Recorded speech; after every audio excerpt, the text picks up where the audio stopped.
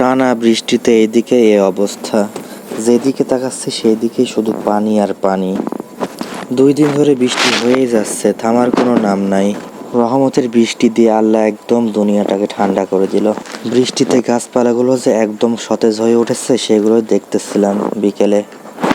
দক্ষিণবঙ্গের এই ব্যস্ততম রাস্তাটা আজ একদম নিশ্চুপ হয়ে আছে। এই বৃষ্টির দিনে তেমন কোনো গাড়ি ঘোড়াই ছিল না। সারাদিন ঝপঝপ করে বৃষ্টি পড়েছে রাস্তাতে, এমনকি রাস্তার পাশেও পানি জমে গিয়েছে। আশা করছি খুবই দ্রুত ওয়েদার পরিবর্তন হয়ে যাবে, এতে করে আবার কর্মব্যস্ততা শুরু হয়ে যাবে। এই যে আমার বাড়ির গাছের বাগান বিলাস গাছগুলো, এই একই গাছে কয়েক রকমের ফুল ফুটে, বৃষ্টিতে অনেক সুন্দর লাগতেছে। টানা বৃষ্টিতে গাছগুলো একদম চকচকে করছে, একদম পাতাগুলো সবুজ হয়ে আছে। এই লাইনে এগুলো সবই বাগান বিলাস গাছ, এই লাইন ধরে পুরোটাই বাগান বিলাস রয়েছে।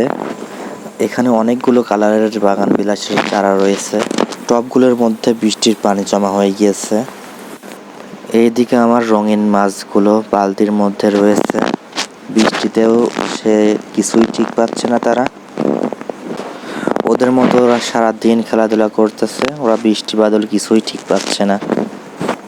প্রচুর বৃষ্টির জন্য উপরে ঢেকে রাখছিলাম, যাতে করে উপরে পানি বেশি জমে না যায়, আর পানি বেশি হয়ে গেলে তো ওরা নিচে পড়ে যাবে। এজন্য তো আজকের ভিডিওটা এই পর্যন্তই। Thanks for watching.